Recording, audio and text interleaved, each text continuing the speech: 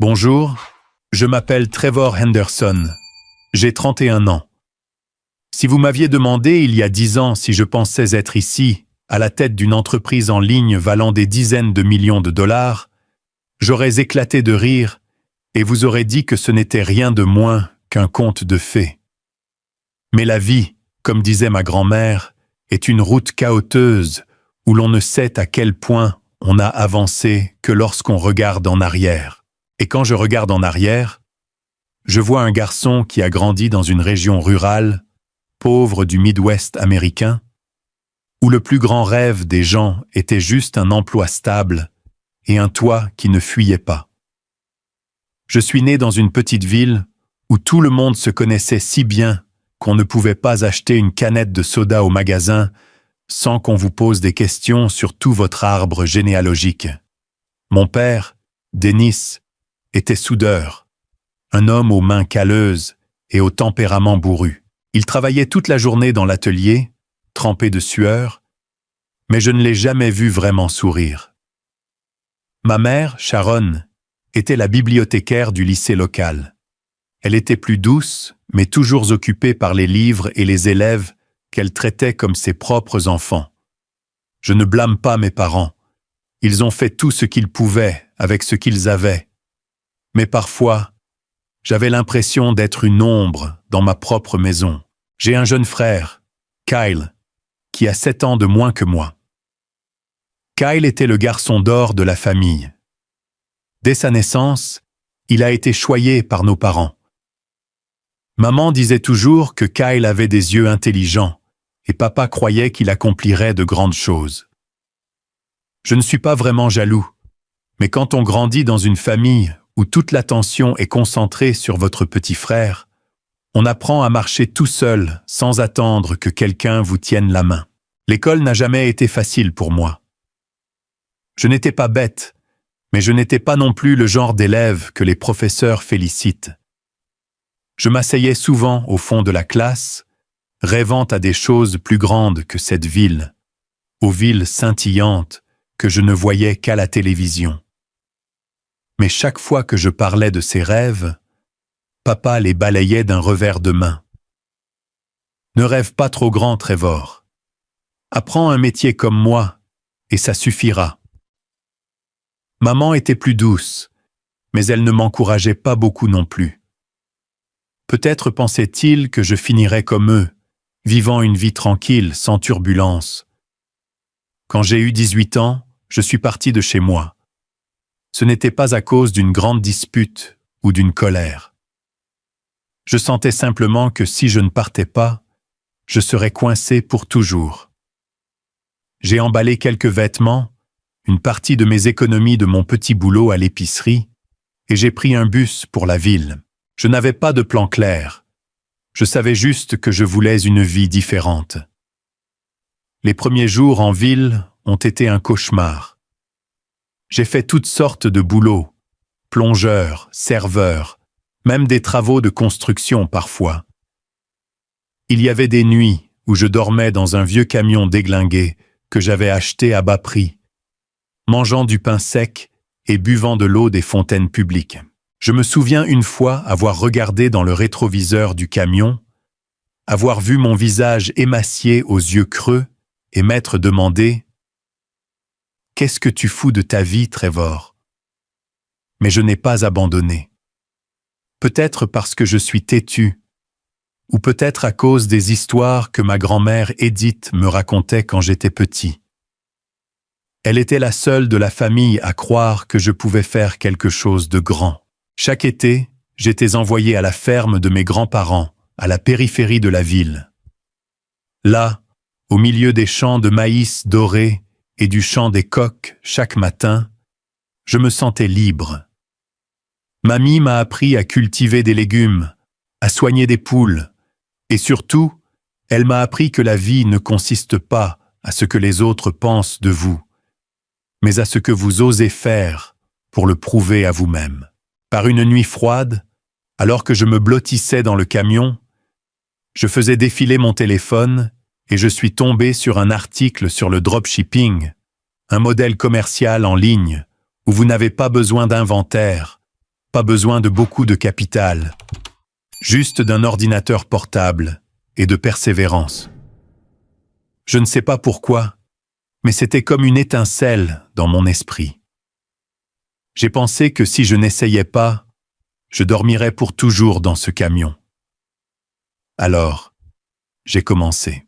J'ai passé des heures à la bibliothèque publique, empruntant du Wi-Fi gratuit, apprenant à créer un site web, à trouver des fournisseurs et à commercialiser des produits.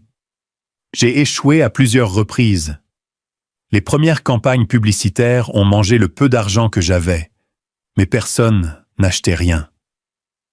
Il y a eu des moments où j'ai eu envie de fracasser mon vieil ordinateur portable par frustration. Mais un jour, la première commande est arrivée. Quelqu'un de aussi loin que la Californie a acheté une veilleuse LED sur mon site web. Je me souviens avoir crié dans la bibliothèque, ce qui a fait jeter un regard noir à la bibliothécaire. À partir de cette commande de 20 $, j'ai commencé à croire que j'en étais capable. J'ai travaillé comme un fou. 16, 18 heures par jour à apprendre, à expérimenter, à échouer et à me relever. J'ai compris comment optimiser les publicités, améliorer le site web, et progressivement les petites commandes se sont transformées en un flux régulier de revenus. Au bout de 3 ans, j'avais une petite entreprise en ligne avec quelques employés à distance. Au bout de la 5e année, mon entreprise générait des dizaines de millions de chiffres d'affaires. Je n'en croyais pas mes yeux en regardant le solde de ma banque. D'un gamin dormant dans un camion, j'avais construit quelque chose que même mes parents n'auraient même pas pu imaginer. Mais le plus étrange, c'est qu'avec l'argent, je n'ai pas voulu changer grand-chose. Je n'ai pas acheté de supercar. Je n'ai pas vécu dans un manoir. Je n'ai pas porté de montre chère. J'ai juste acheté un petit appartement en ville, suffisant pour un espace de travail et un lit confortable. Peut-être parce que j'avais vécu dans la pauvreté auparavant, je savais que le bonheur n'est pas dans le luxe.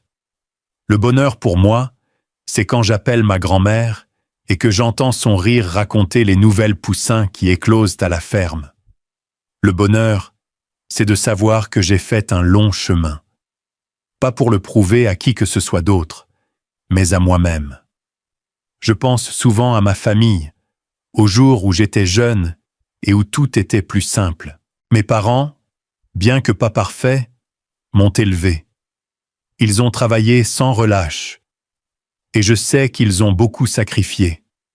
Je voulais faire quelque chose pour qu'ils puissent se reposer, pour qu'ils voient que moi, le fils qu'ils pensaient autrefois ordinaire, avais accompli quelque chose de valable. J'ai donc décidé de leur acheter une nouvelle maison, pas un manoir, mais une maison spacieuse avec un petit jardin et de grandes fenêtres donnant sur une rue bordée d'arbres. J'ai aussi acheté un nouveau SUV, le genre que mon père avait l'habitude de regarder en regardant les publicités à la télévision. Le jour où je les ai emmenés voir la maison, maman m'a serré dans ses bras et a pleuré, tandis que papa, gardant sa démarche bourrue, me tapotait l'épaule si fort que j'ai failli tomber. « Bon travail, mon fils », a-t-il dit. Et je pouvais sentir une pointe de fierté dans sa voix, quelque chose que j'entendais rarement. J'ai commencé à envoyer de l'argent à mes parents chaque mois. Pas assez pour le luxe, mais suffisant pour qu'ils puissent reprendre leur retraite tôt, sans s'inquiéter des factures ou des courses. Papa a démissionné de son travail à l'atelier de soudure, et maman a quitté la bibliothèque de l'école. Ils ont emménagé dans la nouvelle maison, et je leur rendais visite occasionnellement, voyant maman planter des fleurs dans le jardin, et papa assis dans un fauteuil lisant le journal. J'ai pensé que c'était suffisant. J'avais fait quelque chose de significatif pour eux, tout comme ma grand-mère me l'avait appris. La famille, c'est là où l'on retourne, où l'on donne sans compter. Mais la personne que j'aime le plus, celle qui est toujours dans mon cœur, c'est ma grand-mère Edith. Elle était la brise fraîche pendant les jours d'été étouffants de mon enfance. Chaque été, Quand mes parents étaient occupés par leur travail, j'étais envoyé à la ferme de mes grands-parents. Là, je courais dans les champs de maïs, chassais des poules et m'asseyais sur le porche à écouter ses histoires. Elle avait une façon de parler qui donnait vie à tout. Des histoires sur grand-père dans sa jeunesse, aux leçons pour vivre honnêtement. « Trevor, a-t-elle dit un jour, tu n'auras peut-être pas beaucoup d'argent, mais si tu vis en accord avec toi-même, tu ne seras jamais pauvre. » Ces mots se sont gravés profondément dans mon esprit, surtout pendant les jours où je dormais dans le camion, affamé et désespéré. Quand j'ai commencé mon entreprise, elle a été la seule à vraiment croire en moi. Je me souviens l'avoir appelée une fois, juste après avoir échoué à une campagne publicitaire et perdu toutes mes économies. Je lui ai dit que je voulais abandonner. Elle a juste ri. Sa voix au téléphone était chaude comme le soleil. « Trevor, si tu tombes, relève-toi. Je sais que tu es plus fort que ça. » Et je me suis relevé pour elle, pour moi-même. Maintenant, avec tout ce que j'ai, je voulais faire quelque chose pour elle. Je l'ai invitée à venir vivre avec moi en ville, dans mon petit mais confortable appartement. J'imaginais qu'elle s'asseyait près de la fenêtre, lisant des livres ou me racontant des histoires comme autrefois. Mais elle a secoué la tête en souriant. « Merci, mais j'appartiens à cette ferme. C'est là où est ton grand-père. Où sont mes souvenirs ?» Je n'ai pas insisté, car je la comprenais. Au lieu de cela, je retournais souvent lui rendre visite, apportant de petits cadeaux. Parfois, une écharpe en laine, parfois la marmelade d'orange qu'elle aimait. Chaque fois que je m'asseyais avec elle sur le porche, écoutant le vent souffler à travers les champs, j'avais l'impression d'être revenu à l'enfance, où tout était paisible. Et puis il y a Kyle, mon frère. Kyle a maintenant 24 ans, un grand et beau gars, avec un sourire qui pouvait faire fondre n'importe qui. Mais Kyle, comment dire, il rêve toujours grand sans vouloir transpirer pour ça. Il a grandi choyé par nos parents, entendant toujours qu'il était spécial. C'est peut-être pour ça que Kyle n'aime pas le travail acharné. Il veut devenir riche rapidement, devenir millionnaire du jour au lendemain. Quand j'ai commencé à gagner de l'argent, Kyle appelait souvent pour me parler de ses brillantes idées d'affaires, des applications technologiques au magasin de mode. Je savais que la plupart de ces idées n'étaient pas réalisables, mais je voulais quand même aider. Après tout, c'est mon frère. J'ai investi un peu d'argent dans son premier projet de démarrage, une application de livraison de nourriture. Je pensais que s'il avait une chance, il apprendrait à se tenir sur ses propres pieds. Au début, Kyle était très enthousiaste. Il m'envoyait de longs plans parlant de comment il allait battre Uber Eats. Je riais, l'encourageais et continuais à lui envoyer de l'argent pour qu'il engage des programmeurs. Mais au fond, j'étais inquiet. Kyle n'avait pas la patience que j'avais autrefois.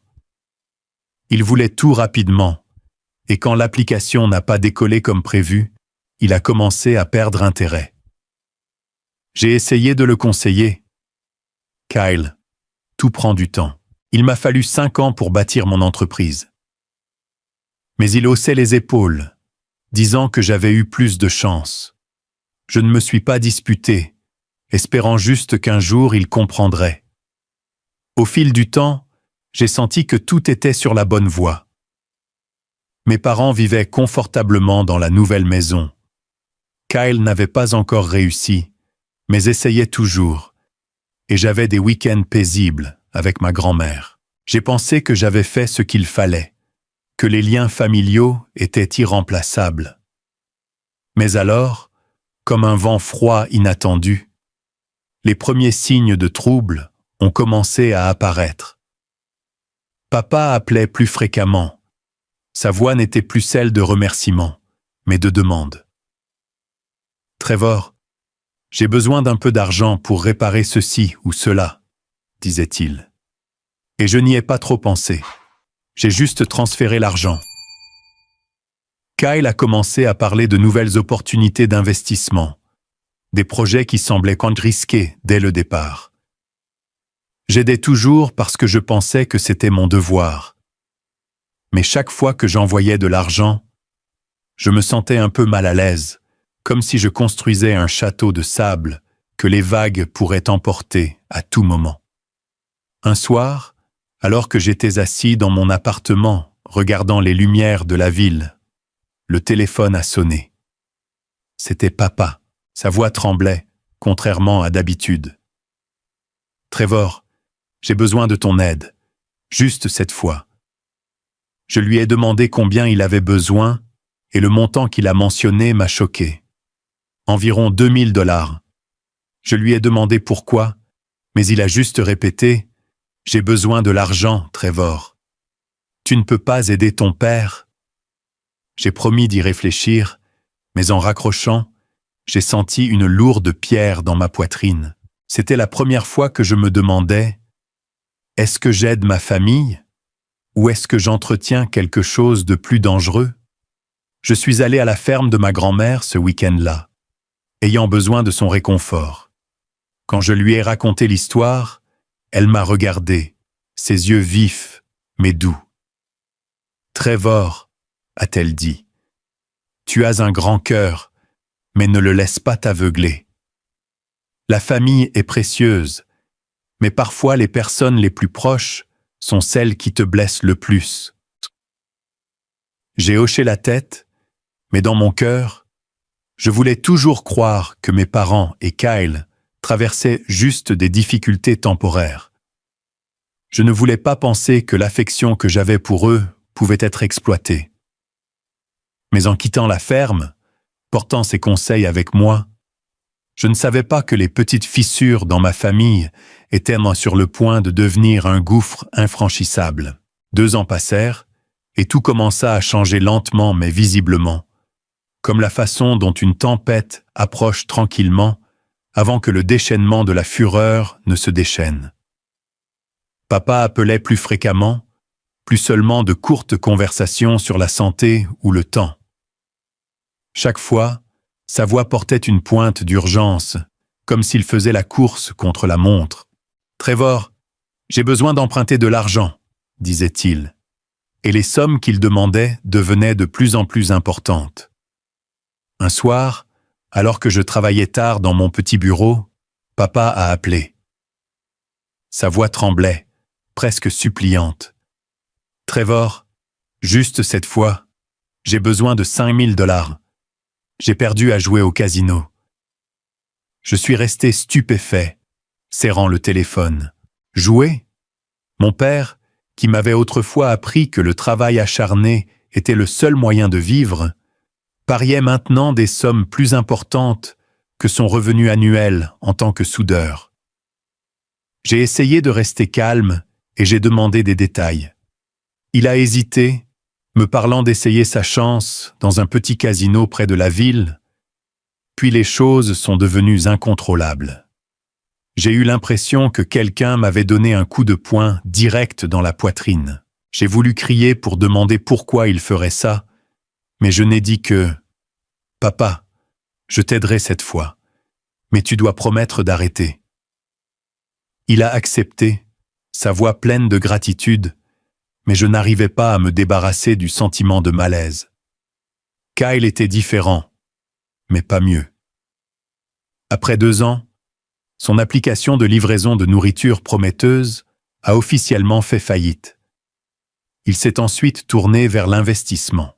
Il appelait avec enthousiasme, parlant de projets qui ressemblaient à de la science-fiction, des fonds d'investissement en crypto-monnaie, de l'immobilier dans des endroits dont je n'avais jamais entendu parler.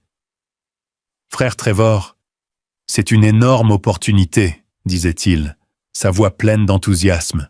« Investis juste et je m'occuperai de tout. » J'ai essayé d'être patient, expliquant que l'investissement nécessitait des recherches approfondies et un plan clair. Mais Kyle n'écoutait pas. Il me lançait des termes fantaisistes comme la blockchain ou les rendements décuplés, que je savais qu'il répétait simplement quelque part en ligne. J'ai refusé la plupart de ses projets, mais quand il venait chez moi, ses yeux s'illuminaient comme ceux d'un enfant suppliant un jouet. J'ai cédé. Je lui ai donné une autre somme, à condition qu'il travaille sérieusement.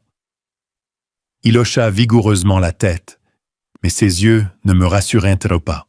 J'ai commencé à réaliser quelque chose que j'avais essayé d'éviter. Papa et Kyle n'avaient pas seulement besoin d'aide, ils dépendaient de moi. Chaque fois que j'envoyais de l'argent, ils trouvaient des raisons d'en demander plus.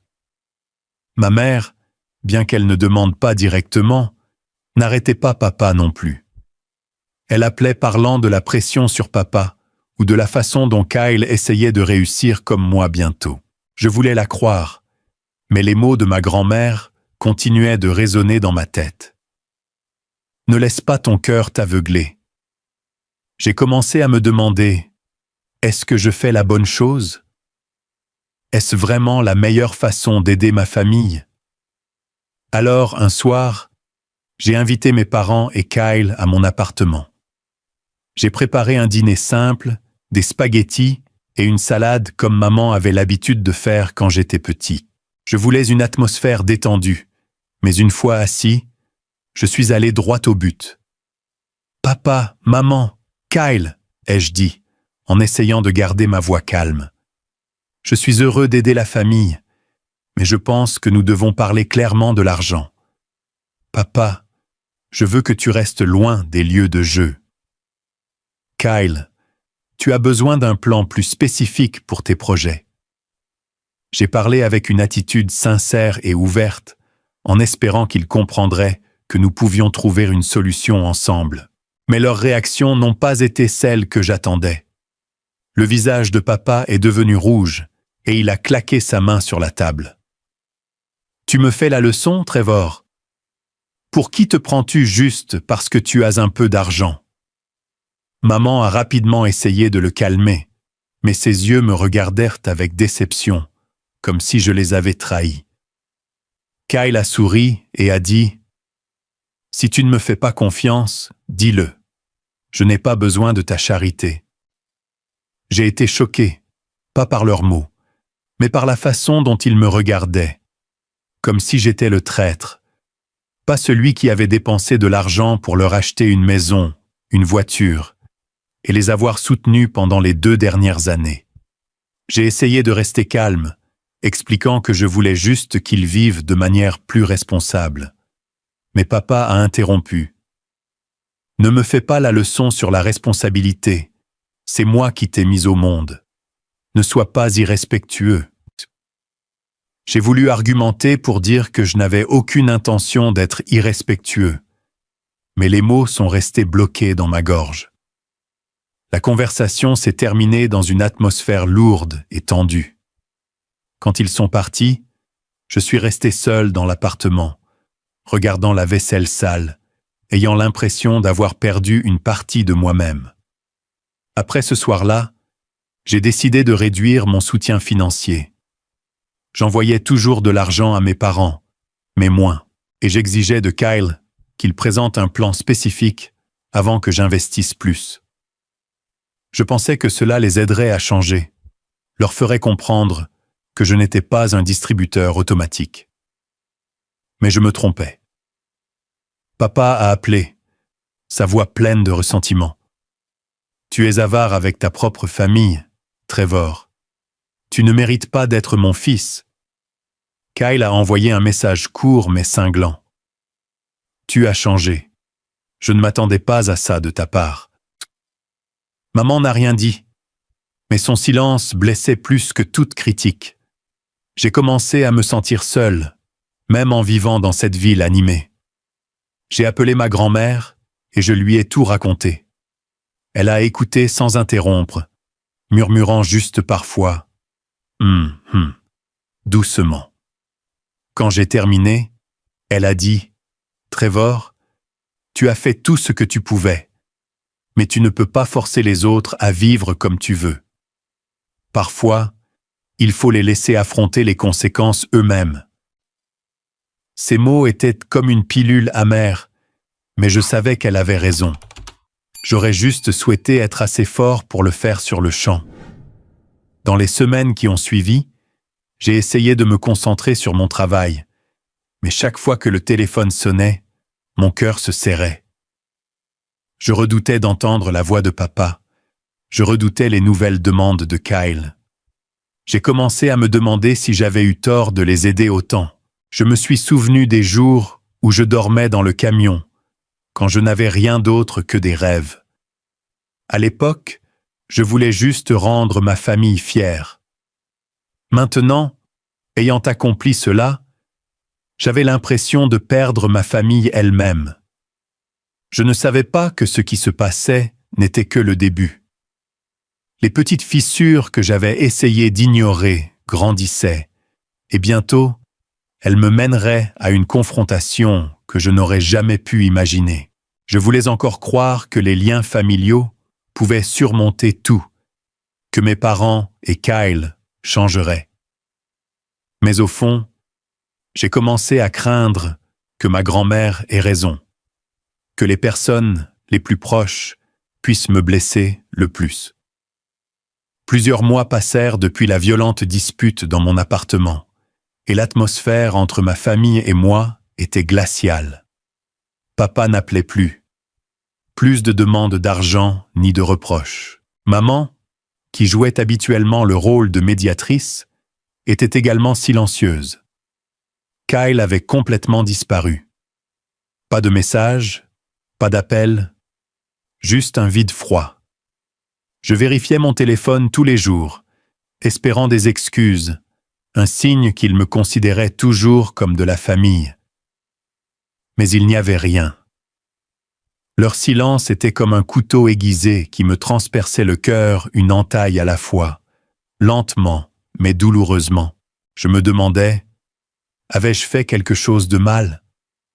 Avais-je été trop dur en réduisant mon soutien et en leur demandant de vivre plus responsablement? Ces questions tourbillonnaient dans ma tête, me causant des insomnies, des cernes sous les yeux et un esprit fatigué. Mon petit appartement, autrefois un endroit où je me sentais en sécurité, ressemblait maintenant à une cage. Je restais assis des heures devant l'ordinateur, mais je n'arrivais pas à me concentrer sur mon travail. Mon entreprise continuait de croître, mais ce succès ne signifiait plus rien. Quand je me sentais plus seul que jamais, je me suis souvenu des jours où je dormais dans le camion quand je n'avais rien d'autre que des rêves et les encouragements de ma grand-mère. Elle était la seule à ne jamais me tourner le dos, à ne rien demander sauf de l'amour. Alors un samedi matin, alors que le ciel de la ville était gris comme mon humeur, j'ai décidé de me rendre à sa ferme. J'avais besoin d'elle, besoin de ses conseils simples mais puissants, besoin du sentiment de paix qu'elle seule pouvait me procurer. La route vers la ferme était aussi familière que ma propre respiration. Les champs de maïs s'étendaient des deux côtés, dorés sous la faible lumière du soleil d'automne. Le bruit des pneus roulant sur le chemin de terre, l'odeur de l'herbe sèche flottant par la fenêtre ouverte. Tout cela me ramenait à mon enfance. Je me souviens des journées d'été à courir dans les champs, mamie se tenant sur le porche, m'appelant pour du pain de maïs chaud. À l'époque, la vie était si simple. Pas d'argent, pas de responsabilité, juste elle et moi, deux âmes libres dans la campagne paisible. Quand j'ai garé la voiture devant sa vieille maison en bois, elle se tenait déjà sur le porche, son tablier bleu clair poussiéreux de farine, son sourire aimable comme un rayon de soleil dissipant les nuages dans mon cœur. « Trevor, tu es là !» a-t-elle appelé, sa voix aussi chaleureuse que jamais. Je suis sorti de la voiture, je l'ai serré fort dans mes bras, respirant l'odeur familière du savon et de l'herbe sèche. « Je fais à manger. Viens m'aider », a-t-elle dit, me tirant dans la cuisine. J'ai souri pour la première fois depuis des semaines, me sentant comme un enfant protégé. Sa cuisine était exactement comme elle avait toujours été, une table en bois usé, un vieux four et une radio diffusant doucement de la musique country. Je me suis assis, la regardant pétrir la pâte, et j'ai senti tous mes soucis se dissoudre, ne serait-ce qu'un instant. Toujours préoccupée par tes parents et ce garçon Kyle, a-t-elle demandé, sans me regarder, ses mains roulant fermement la pâte. J'ai soupiré, ne sachant par où commencer, mais avec elle, je n'avais pas besoin de maintenir une façade forte. J'ai déversé toutes mes préoccupations, mes pensées intimes. Ma voix vacillait, mes yeux piquaient, mais je me retenais. Je ne voulais pas qu'elle me voie faible. Mamie a arrêté de pétrir, s'est essuyé les mains sur son tablier et s'est assise en face de moi. Ses yeux, marqués par le temps, étaient toujours brillants et vifs. « Trevor », a-t-elle dit, sa voix basse mais ferme. « Tu as fait tout ce que tu pouvais. Tu leur as donné une maison, une voiture, et plus que ça, tu leur as donné ton amour. Mais tu ne peux pas les forcer à l'apprécier. Parfois, les gens sont aveuglés par la cupidité, et ce n'est pas ta faute s'ils choisissent ce chemin. » J'ai hoché la tête, mais mon cœur était encore lourd. Mamie, je voulais juste qu'ils soient fiers de moi. Je pensais que si je les aidais, ils verraient que je ne suis pas le fils inutile qu'ils pensaient que j'étais. Mais maintenant, j'ai l'impression que tout ce que j'ai fait est inutile. Elle a pris ma main, sa paume rugueuse mais chaude. « Trevor, tu n'as besoin de personne pour être fier de toi pour connaître ta propre valeur. Tu as construit un monde entier à partir de rien. Je suis fier de toi, et ton grand-père, s'il était vivant, le serait aussi. Ne laisse pas les autres te faire douter de cela. » Ces mots étaient comme une petite flamme réchauffant mon cœur froid. Nous sommes restés là à parler jusqu'au coucher du soleil, le crépuscule teintant les champs à l'extérieur de la fenêtre d'or. Elle a raconté de vieilles histoires sur grand-père, sur les moments difficiles qu'ils avaient traversés. Ton grand-père disait « La famille, ce ne sont pas les liens du sang. Ce sont les gens qui sont prêts à te soutenir quand tu tombes. » J'ai écouté, et pour la première fois, je me suis demandé si mes parents et Kyle étaient vraiment ma famille, au sens où elle l'entendait. Cette nuit-là, j'ai dormi à la ferme dans le vieux lit de la petite chambre où je restais chaque été. Les grillons chantaient dehors, le vent sifflait à travers les fissures de la fenêtre. Tout cela ressemblait à une berceuse me guidant vers le sommeil. Pour la première fois depuis des semaines, j'ai dormi profondément, sans rêve ni souci. Mais le lendemain matin, en me réveillant, la tristesse est revenue. Je savais que je devais affronter la réalité. Ma famille, dont j'avais cru qu'elle serait toujours là, avait choisi de se détourner.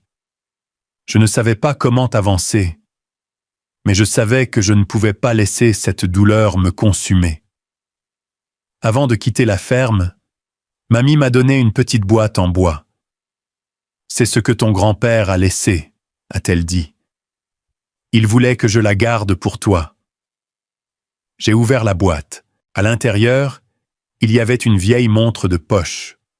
Son verre était rayé, mais les aiguilles tournaient encore.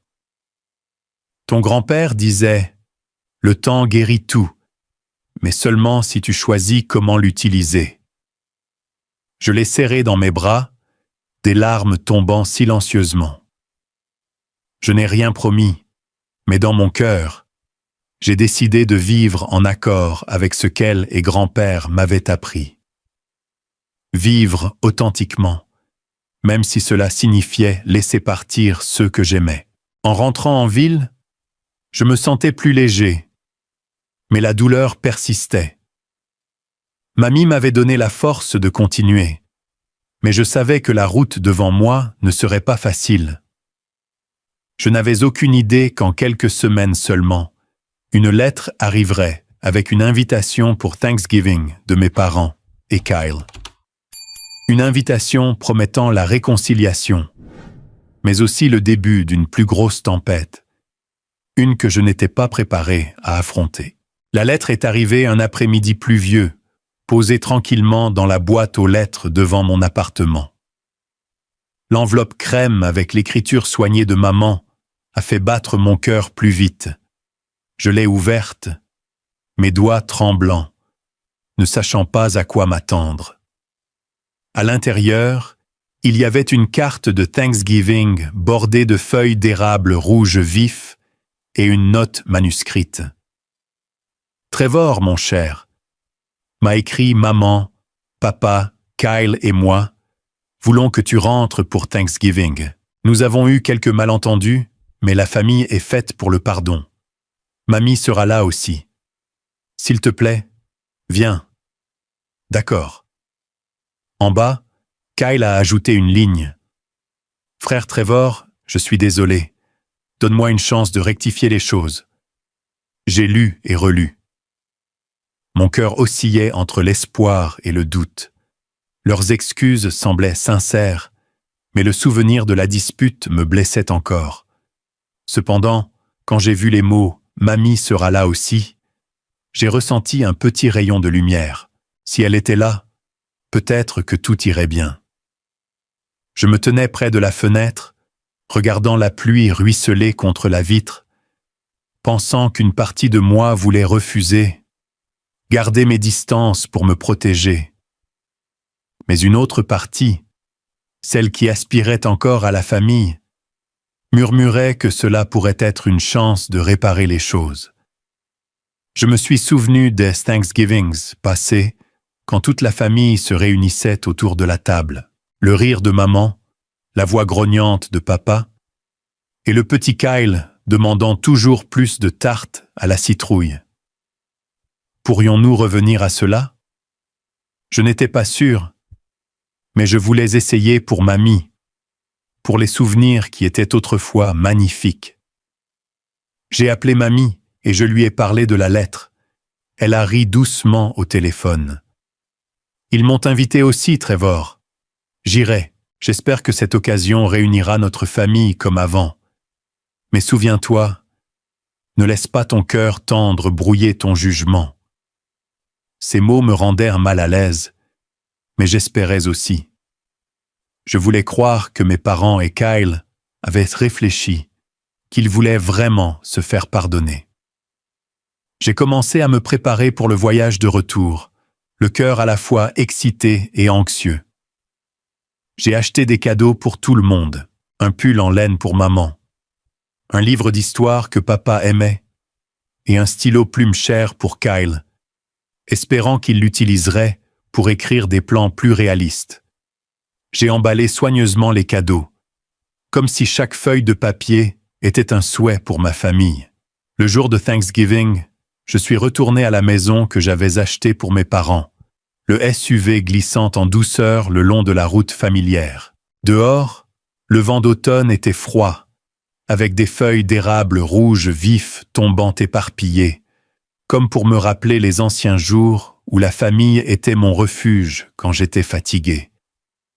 Mais aujourd'hui, mon cœur battait irrégulièrement, en partie par espoir, en partie par une peur sans nom. Je portais une chemise bleue, essayant de maintenir une apparence calme, mais mes mains serraient fermement le volant. Le sac de cadeaux que j'avais acheté pour tout le monde était bien rangé sur le siège passager, et je me disais, tant qu'ils sont sincères, tout ira bien. Mais les mots de ma grand-mère résonnaient dans mon esprit, comme un avertissement que je ne pouvais ignorer. Quand je suis arrivé, la maison était brillamment éclairée de chaudes lumières dorées, comme une image parfaite de Thanksgiving. L'arôme délicieux de la dinde rôtie mélangé à l'odeur de cannelle de la tarte à la citrouille s'échappait de la fenêtre ouverte. La table à manger était somptueusement décorée, une nappe d'un blanc immaculé brodée de motifs, des bougies vacillantes projetant une douce lueur et un grand centre de table vibrant de chrysanthèmes et de feuilles d'érable. Une douce musique country jouait sur les haut-parleurs, une vieille chanson que maman avait l'habitude de jouer quand j'étais petit. Maman a ouvert la porte, me serrant fort dans ses bras, ses yeux brillants de larmes. « Trevor, tu es à la maison » a-t-elle dit, sa voix tremblante comme si j'étais le fils qui était parti depuis des décennies. Papa se tenait derrière, me tapotant l'épaule, son sourire forcé, mais me donnant toujours une lueur d'espoir. Kyle est apparu avec un sourire radieux, me tapant dans le dos comme si de rien n'était. « Frère, merci d'être venu » a-t-il dit, sa voix si douce que j'avais envie de croire que tout avait changé. Je suis entré dans le salon et j'ai vu mamie assise dans un coin, ses mains tricotant lentement. Elle m'a fait un signe de tête, ses yeux vifs semblant dire « Sois prudent, Trevor ». J'ai posé le sac de cadeaux sur la table et je les ai distribués un par un à mes parents et à Kyle. Maman a souri, caressant le pull, disant « Tu es si attentionné ». Papa a hoché la tête en regardant le livre, tandis que Kyle faisait tourner le stylo plume, ses yeux s'illuminant. « Il est magnifique. Je vais l'utiliser. » J'ai souri, sentant l'atmosphère se réchauffer, comme si ma famille revenait aux anciens jours. Nous nous sommes assis à table et le repas a commencé dans une atmosphère de rire et d'histoires animées. Papa parlait de réparer la voiture. Maman partageait des nouvelles de son jardin et Kyle décrivait avec enthousiasme une nouvelle idée d'entreprise qu'il cultivait. Il n'a pas mentionné l'argent ni demandé d'investissement et j'ai pensé qu'il avait peut-être mûri. Maman a versé verre après verre de vin, sa voix douce. « Bois, Trevor. Aujourd'hui est un jour heureux. » J'ai siroté, laissant l'alcool apaiser la tension dans mon cœur. Papa a levé son verre, riant fort. « À la famille. Au bonjour. » J'ai levé le mien en réponse, mais quand j'ai jeté un coup d'œil à mamie, je l'ai vue ne prendre qu'une petite gorgée, ses yeux ne quittant pas mes parents et Kyle, comme si elle regardait une performance.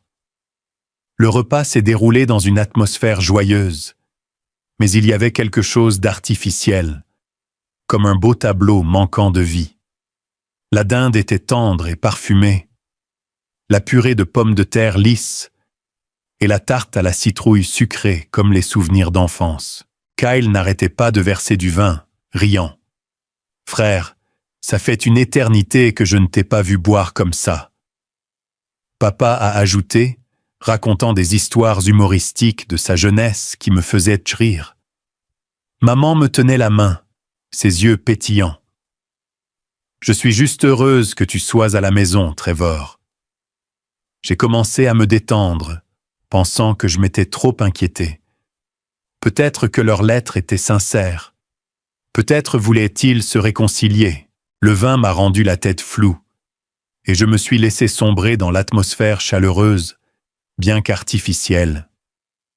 Quand le repas s'est terminé, maman a apporté une assiette de douceur, l'odeur de la cannelle et du sucre se répandant. J'étais sur le point de couper un morceau quand papa s'est levé, applaudissant, sa voix soudainement sérieuse. « Trevor, parlons un peu. » Mon cœur s'est effondré comme si une porte venait de se fermer. Kyle a sorti une épaisse pile de papier de son sac et l'a posée devant moi avec un sourire doux. « Frère Trevor, c'est une grande opportunité. Signe juste ici et nous la réaliserons ensemble. » J'ai regardé les papiers, mon esprit embrumé par le vin. Les mots se brouillaient, mais j'ai vu des termes comme transfert et actif. J'ai essayé de me concentrer, demandant « Qu'est-ce que c'est, Kyle ?» Il m'a tapoté l'épaule, sa voix douce. « Juste un petit projet d'investissement. Maman et papa pensent que c'est viable aussi. C'est pour la famille. » Papa a interrompu, sa voix basse, mais pleine de pression. « Trevor, fais-moi confiance. C'est le mieux pour nous tous. » Maman a baissé la tête, serrant la serviette, ne disant rien, mais ses yeux étaient pleins d'inquiétude. J'ai senti un frisson me parcourir l'échine. J'ai feuilleté les papiers en essayant de lire, mais ma tête tournait. Kyle a versé plus de vin, souriant. « Ne te stresse pas. » Signe. Ensuite, on mangera le dessert. J'ai ramassé le stylo, mes doigts tremblants comme hypnotisés par l'atmosphère fausse autour de moi. Soudain, Mamie a posé son cadre à tricoter et s'est levée, sa voix aussi tranchante qu'un couteau. « Trevor, arrête. Ne signe rien tant que tu n'es pas sobre. » La pièce s'est figée. Mes parents et Kyle se sont tournés vers elle, leurs yeux pleins de colère. « Maman, qu'est-ce que tu fais ?» a claqué papa, son visage rougi. Kyle a sauté, la pointant du doigt. « Tu étais d'accord avec ce plan? Pourquoi tu le sabotes ?» J'étais stupéfait, regardant Mamie, mon cœur battant la chamade. Elle s'est rapprochée de moi, posant sa main sur mon épaule, sa voix basse mais commandante. « Trevor, on m'a invité à te convaincre de signer ces papiers. Ils pensaient que j'allais les aider à prendre ton argent, mais je ne ferai jamais ça. Ce n'est pas une réconciliation, c'est un piège. » J'ai regardé les papiers, feuilletant rapidement les pages, et même avec mon esprit encore embrumé, j'ai réalisé la vérité horrible. C'était un contrat pour transférer la plupart de mes actifs, ma société, mon appartement, mes comptes bancaires, entre les mains de mes parents et de Kyle. L'alcool dans mon système semblait s'évaporer, remplacé par une clarté douloureuse. « Vous tous, » ai-je murmuré, ma voix vacillant. « Vous essayez de me tromper. » Papa s'est levé, sa voix tremblant. « Trevor, tu as mal compris. Nous voulons juste sécuriser l'avenir. » Mais ses yeux évitaient dans les miens, et je savais qu'il mentait. Kyle a crié. « Pour qui nous prends-tu? Tu ne fais pas confiance à ta propre famille ?» Maman a pleuré, mais n'osait pas me regarder, marmonnant seulement. « Je ne voulais pas de ça. » Le conflit a éclaté. « Tu as tout ruiné. Tu n'as pas le droit. » Papa a pointé Mamie, criant amèrement. « Assez !» a dit Mamie, sa voix froide comme l'acier. « Vous devriez avoir honte d'exploiter votre propre fils. » Je me suis levé, mes jambes tremblant, regardant ma famille, les gens que j'avais autrefois aimés plus que tout. Maman sanglotait de manière incontrôlable. Papa serrait les poings, et Kyle lançait des regards noirs à Mamie, ses yeux pleins de ressentiment. Je n'ai rien dit, juste regardé mes parents et Kyle avec des yeux déçus. J'ai pris la main de Mamie et je l'ai conduite à la voiture, mon cœur se brisant. Alors que la porte se fermait derrière nous, j'ai entendu Kyle crier « Tu le regretteras, Trevor. » Mais je ne me suis pas retourné. La vérité était trop claire. Il n'était plus ma famille. Je suis sorti, l'air froid de la nuit d'automne me giflant le visage, comme s'il essayait de me sortir du cauchemar qui venait de se dérouler. Mamie marchait à mes côtés, ses pas fermes malgré son âge, sa main serrant la mienne fermement, comme pour me transférer plus de force. Les lumières de la maison continuaient de se répandre, mais ce n'était plus la douce lueur de Thanksgiving. Pour moi, elle ressemblait désormais à la lumière artificielle d'une scène où le drame familial venait de se terminer par un douloureux acte de trahison. Nous avons quitté la maison, le chemin de terre menant à la ferme de Mamie apparaissant sous les phares. J'ai conduit en silence, ne sachant quoi dire. Dans mon esprit, les images du dîner repassaient en boucle, les faux sourires de Kyle, les yeux fuyants de papa, les sanglots de maman, et la pile de papiers que j'avais failli signer. J'ai serré le volant, essayant de réprimer la colère et la douleur qui montaient dans ma poitrine. Mamie était assise à côté de moi, regardant par la fenêtre, ses mains jointes fermement sur ses genoux. Je savais qu'elle souffrait aussi. Pas pour elle-même, mais pour moi, le petit-fils qu'elle avait toujours protégé. Finalement, je n'ai pas pu supporter le silence. « Mamie, ai-je dit, ma voix, pourquoi m'ont-ils fait ça? Je leur ai tout donné, une maison, une voiture, de l'argent. Je voulais juste qu'ils soient l'un fiers. Je voulais que notre famille soit heureuse. Mais ils... » J'ai traîné, sentant ma gorge se serrer. Mamie s'est tournée vers moi, ses yeux doux mais vifs, comme le clair de lune illuminant tous les recoins cachés. « Trevor, a-t-elle dit, sa voix basse mais ferme, je sais que tu souffres, mais je vais tout te dire pour que tu comprennes ce qui vient de se passer. » Elle a commencé à raconter, sa voix stable, mais a attendu. « Avant que tu n'arrives, tes parents m'ont appelé. Ils ont parlé de Thanksgiving, disant qu'ils voulaient se réconcilier. Mais ensuite, ils ont révélé le véritable plan. Ils voulaient que je te convainque de signer les papiers, un contrat transférant tes actifs à eux. Ils ont dit que tu devais à la famille, que tu avais trop d'argent et que tu devais partager. Ils pensaient que j'allais accepter parce que je suis la mère de ton père, parce que je fais partie de la famille. Mais je ne ferai jamais ça. J'ai fait semblant d'être d'accord pour apprendre leur complot. Ils avaient prévu de te saouler, d'exploiter ton moment de vulnérabilité et de te forcer à signer. J'ai écouté, mon cœur se serrant. Chaque mot qu'elle disait était comme un coup de couteau, coupant profondément dans ce qui restait de la confiance que j'avais pour mes parents et Kyle. Ils avaient planifié cela à l'avance, ai-je demandé, ma voix tremblante. Ils avaient l'intention de me tromper dès le départ. Mamie a hoché la tête, ses yeux tristes mais imperturbables. Oui, Trevor, la lettre, les excuses, tout cela n'était qu'un acte. Ils savaient que tu aimais la famille. Ils savaient que tu ne refuserais pas si j'étais là. Mais je ne pouvais pas les laisser te faire du mal. J'ai senti des larmes monter, coulant silencieusement sur mes joues. Je ne les ai pas essuyées parce que je ne voulais pas qu'elles me voient faible, mais je ne pouvais pas les arrêter.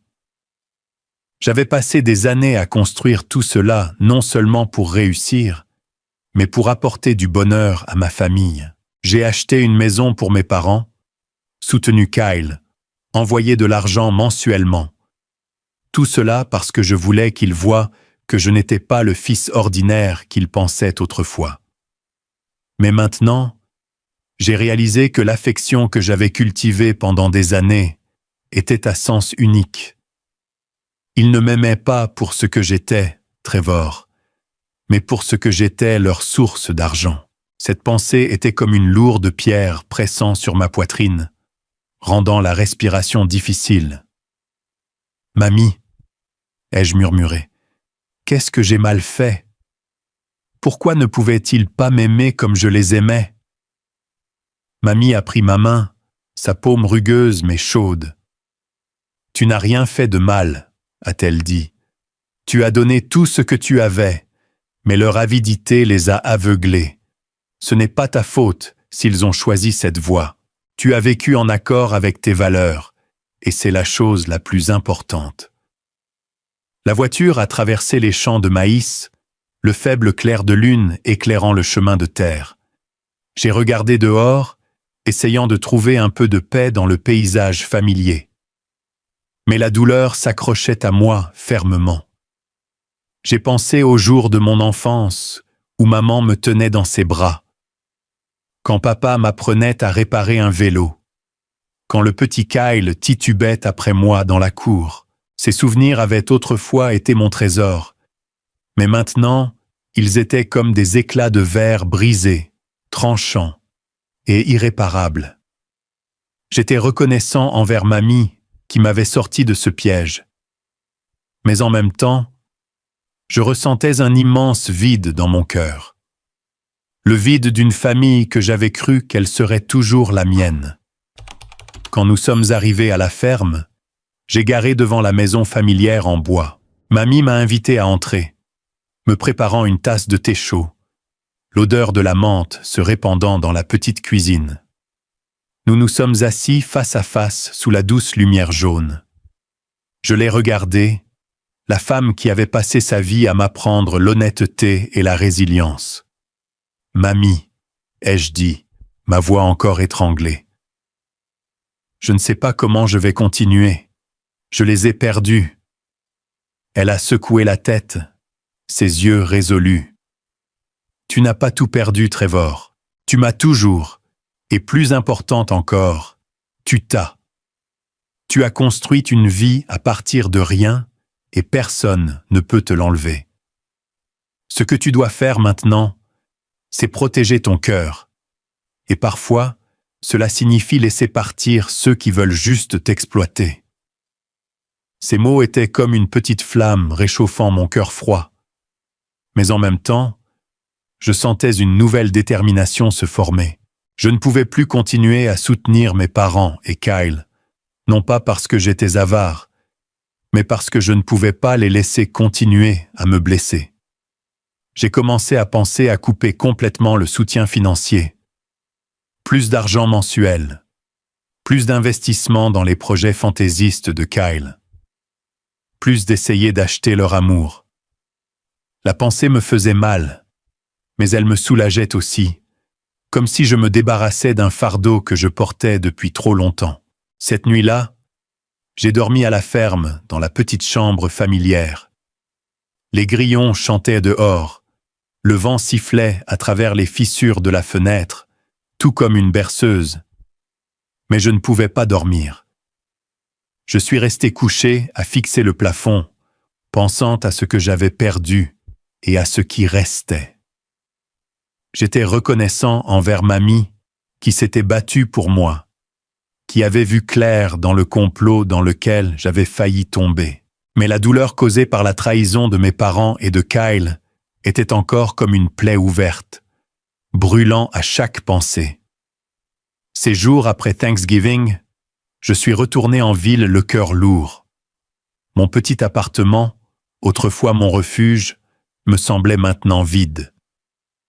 Je me suis assis devant l'ordinateur, essayant de me concentrer sur mon travail, mais mon esprit dérivait sans cesse vers cette soirée fatidique. Les faux sourires de Kyle, les yeux fuyants de papa, les sanglots de maman. J'avais espéré que le dîner serait un nouveau départ, mais au lieu de cela, ce fut la fin de la confiance que j'avais placée en eux. Je savais que je ne pouvais pas continuer comme avant. Je ne pouvais pas continuer à soutenir des gens qui ne me voyaient que comme une source d'argent.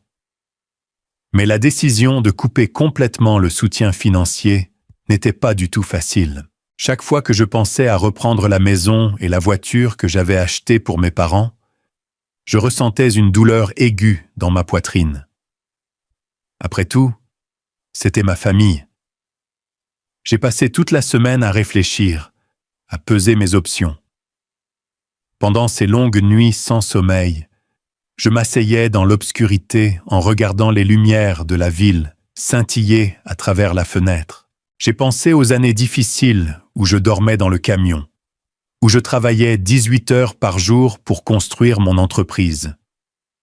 Tous ces efforts, je les ai faits non seulement pour moi, mais aussi pour rendre ma famille fière. Mais maintenant, j'ai réalisé qu'ils ne m'avaient jamais vraiment apprécié. Ils n'appréciaient que l'argent que je fournissais. Finalement, après de nombreuses nuits de lutte avec moi-même, j'ai pris ma décision. J'allais reprendre la maison et la voiture et arrêter tout soutien financier. Pas parce que je voulais me venger, mais parce que je devais me protéger, comme Mamie me l'avait appris. J'ai contacté un avocat, un vieil ami de l'université. Il m'a aidé à rédiger les documents nécessaires pour récupérer les actifs. Je ne voulais pas faire de remous, mais je savais que c'était une étape nécessaire. Une semaine après Thanksgiving, J'ai envoyé une lettre officielle à mes parents, expliquant que je reprendrais la maison et la voiture. J'ai écrit sur un ton calme, mais chaque mot me semblait un couteau me coupant le cœur. J'ai fait tout ce que j'ai pu pour aider la famille, ai-je écrit. Mais je ne peux pas continuer quand la confiance a été brisée. J'ai aussi envoyé un court message à Kyle, disant que je n'investirais plus dans ses projets. Après cela, j'ai éteint mon téléphone, ne voulant pas entendre les critiques ou les supplications. La réaction de la famille est venue plus vite que je ne l'avais prévu. Juste quelques heures plus tard, mon téléphone bourdonnait sans cesse. Je n'ai pas répondu. Mais maman a texté, son ton plein de ressentiment. « Trevor, comment as-tu pu faire ça à tes parents? Tu veux qu'on vive dans la rue ?» Papa a appelé, laissant un long message vocal, sa voix tremblant de colère. « Tu es ingrat, Trevor. Pour qui te prends-tu pour reprendre ce que tu as donné ?» Kyle a envoyé une rafale de messages, allant de la supplication à la menace. « Frère Trevor, tu ne peux pas me faire ça. Tu le regretteras. Je le jure. » Je les ai lus, mon cœur se sentant serré, mais je n'ai pas répondu. Je ne pouvais pas laisser les émotions l'emporter sur la raison à nouveau. Puis ils ont commencé à agir publiquement. Un matin, j'ai reçu un message du frère de ma mère qui vit loin au Japon. Il m'a demandé pourquoi j'abandonnais mes parents. J'ai été surpris jusqu'à ce que j'ouvre les médias sociaux et que je vois le message de Kyle. Il avait écrit une longue histoire m'accusant d'être avare, ingrat et d'expulser mes parents de chez eux. Maman a partagé le message, ajoutant un commentaire. « Nous avons élevé Trevor, mais maintenant, il tourne le dos à la famille. » Papa n'a rien posté, mais je savais qu'il était derrière tout ça parce qu'un de ses amis m'a envoyé un message avec des reproches. La calomnie s'est répandue comme une traînée de poudre, et bientôt des parents et quelques connaissances de la ville ont commencé à me critiquer. « Enfant ingrat », a écrit l'un. « Il est riche maintenant, alors il méprise ses parents », a commenté un autre. Chaque mot était comme une flèche perçant mon amour-propre. Je me suis senti plus seul que jamais. J'avais perdu ma famille, et maintenant toute la communauté se retournait contre moi. J'ai appelé mamie, et je lui ai tout raconté. Elle a écouté, sa voix calme mais pleine d'empathie. « Trevor, a-t-elle dit, les gens trouvent plus facile de croire les mensonges que la vérité, car la vérité est souvent compliquée. Mais tu n'as pas besoin de leur prouver quoi que ce soit. Tu sais qui tu es, et je sais qui tu es. Ça suffit. » Ces mots m'ont réconforté, mais ils n'ont pas pu effacer la douleur. J'ai commencé à me demander si j'avais eu tort de couper les ponts avec eux, s'il y avait un moyen de sauver les choses. Mais ensuite, je me suis souvenu de la pile de papier du dîner de Thanksgiving. J'ai pensé aux yeux fuyants de mes parents, et j'ai su que je n'avais pas d'autre choix. Dans les jours qui suivirent, j'ai vécu comme une ombre, essayant de me concentrer sur mon travail. Mais mon esprit dérivait sans cesse vers les critiques. Le message de Kyle était partagé partout, et chaque commentaire malveillant était comme un nouveau coup de couteau. J'ai eu envie de crier pour dire au monde entier que je n'étais pas ingrat, que j'avais donné des millions de dollars à ma famille au cours des 6 dernières années. Mais je savais que crier ne résoudrait rien. J'avais besoin d'agir, et j'avais besoin de le faire de la bonne manière. Un soir, assis dans mon appartement, j'ai ouvert mon ordinateur portable et j'ai commencé à rassembler des preuves. J'ai imprimé des relevés bancaires détaillant chaque somme d'argent que j'avais envoyée à mes parents, près de 3 millions de dollars sur 6 ans, des allocations mensuelles au paiement des dettes de jeux de papa. J'ai déterré les contrats d'investissement que j'avais signés avec Kyle, les projets qui ont échoué en raison de son manque de responsabilité. Et surtout, J'avais encore la pile de papier du dîner de Thanksgiving. Le contrat de transfert d'actifs qu'ils avaient essayé de me forcer à signer. Je n'étais pas sûr de ce que j'allais faire de tout cela, mais je savais que je devais être préparé. J'ai décidé de poster une vidéo sur les réseaux sociaux, pas par vengeance, mais pour dire la vérité. Je me suis assis devant la caméra dans ma chambre simple, sans montage, sans script. Je m'appelle Trevor Henderson. Ai-je commencé, ma voix tremblante, mais résolue. On m'a traité d'ingrat, d'avare, de quelqu'un qui abandonne sa famille. Mais aujourd'hui, je veux dire la vérité. J'ai raconté mon parcours, des jours où je dormais dans le camion jusqu'à la construction d'une entreprise de plusieurs millions de dollars. J'ai parlé de la façon dont j'avais acheté une maison, une voiture, et pourvu à mes parents et à Kyle, non pas pour me vanter, mais parce que je les aimais.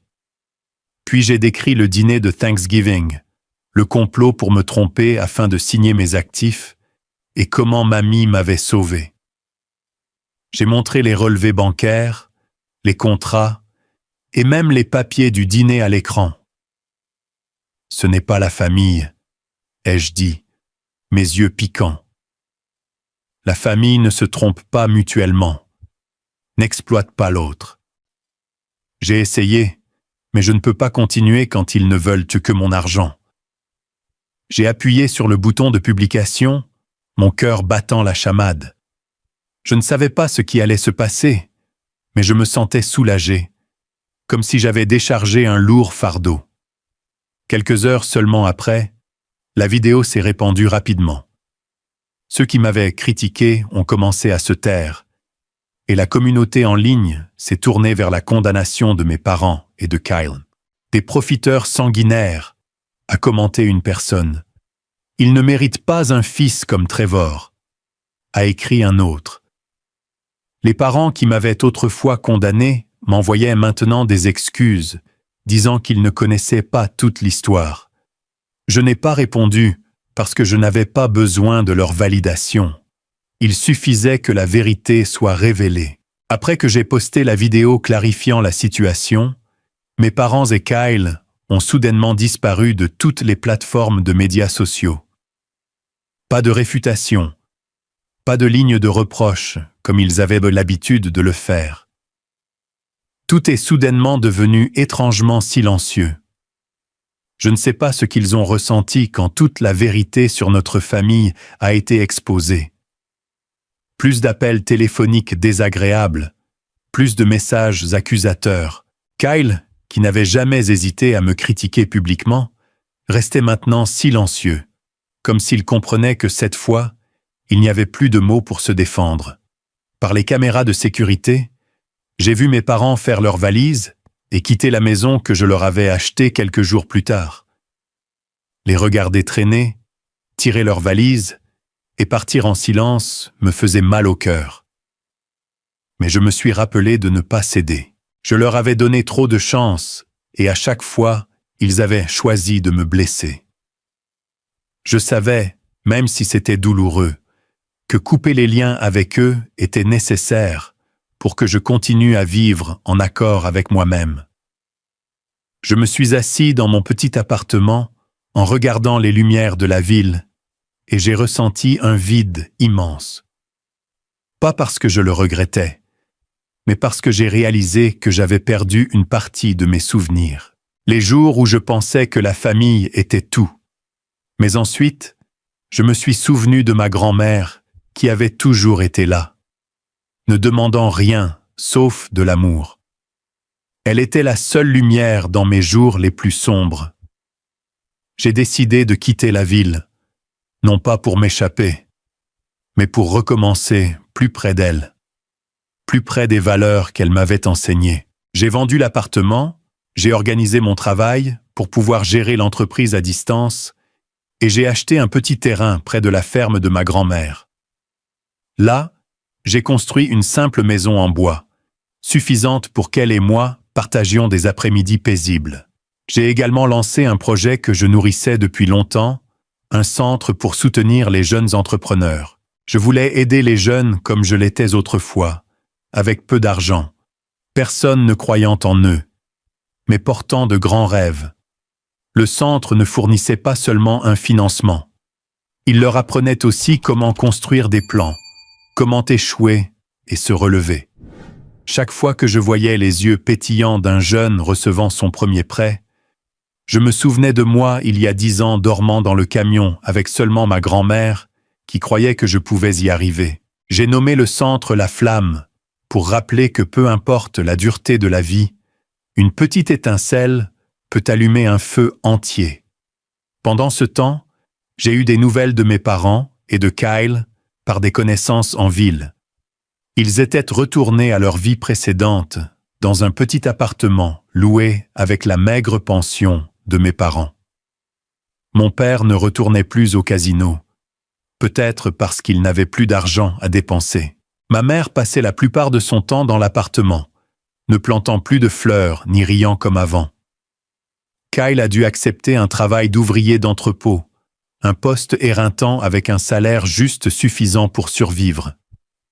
Ses rêves de richesse rapide s'étaient évaporés, remplacés par la dure réalité de longues journées de travail manuel. Je n'étais pas heureux de savoir qu'ils luttaient, mais je ne me sentais pas coupable non plus. Ils avaient choisi leur propre chemin, et je ne pouvais pas continuer à payer le prix de leur égoïsme. Ma nouvelle vie avec ma grand-mère était une lente guérison. Je passais plus de temps avec elle, aidant à entretenir la ferme, à cultiver des légumes, à élever des poules. Le matin, je me levais tôt, lui préparais du café. Et nous nous assoyions sur le porche à écouter les oiseaux chanter et à regarder le lever du soleil. Elle me racontait de vieilles histoires sur grand-père, sur les moments difficiles qu'elle et lui avaient traversés.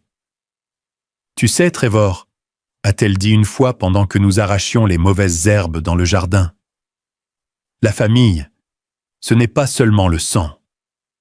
La famille, ce sont les gens qui te respectent, qui t'aiment pour ce que tu es, pas pour ce que tu as. Parfois, il faut laisser les gens toucher le fond pour qu'ils sachent ce qu'est vraiment la perte. » Ces mots se sont gravés profondément dans mon cœur comme une leçon. J'ai réalisé que même si j'avais perdu mes parents et Kyle, j'avais toujours une famille.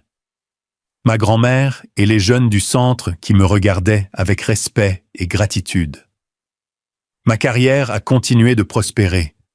Mon entreprise en ligne a atteint des revenus plus élevés que jamais. Mais je ne ressentais plus la pression de prouver quoi que ce soit. Je vivais simplement, fidèle à mes valeurs, travaillant dur, aidant les autres et chérissant les petits moments. Je ne cherchais plus la reconnaissance de mes parents ou de Kyle, car je connaissais ma propre valeur. Ma grand-mère me l'avait appris, et je porterai cette leçon toute ma vie. Un après-midi, alors que ma grand-mère et moi étions assis à boire du thé sur le porche, le coucher du soleil dorait les champs de maïs devant nous. Le vent soufflait doucement, transportant l'odeur de l'herbe sèche et du thé à la menthe. Elle tenait ma main, son sourire aussi aimable qu'un rayon de soleil. « Tu t'en es bien sorti, Trevor, » a-t-elle dit.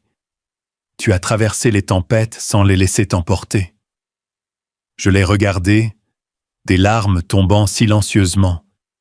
Mais cette fois, c'étaient tes larmes de paix. « Merci, mamie, » ai-je murmuré. « Sans toi, je ne sais pas ce que je serais. » J'ai pensé à mon parcours, d'un garçon pauvre d'une petite ville, aux nuits passées à dormir dans le camion, jusqu'au jour où j'ai construit une entreprise de plusieurs millions de dollars, et enfin jusqu'à ce moment, trouvant la paix avec ma grand-mère. J'avais appris que la famille n'est pas ceux qui sont liés par le sang, mais ceux qui sont prêts à te soutenir en t'aimant sans calcul. J'avais appris à couper fermement les relations toxiques, même s'il s'agissait de mes parents ou de mon frère, pour protéger mon cœur. Et surtout, j'avais appris à chérir ceux qui m'aimaient vraiment, comme ma grand-mère, comme les jeunes du centre, qui me voyaient non pas pour mon argent, mais pour ce que j'étais, Trevor. Alors que le soleil se couchait, ma grand-mère et moi sommes restés là en silence, n'écoutant que le vent et le bruissement des feuilles. La tempête dans mon cœur était passée, et même si les cicatrices restaient, je savais que j'avais trouvé ma place. J'ai pris une gorgée de thé, sentant la chaleur se répandre, et j'ai souri. La vie n'est pas parfaite, mais j'avais trouvé la paix au milieu des tempêtes qui étaient passées.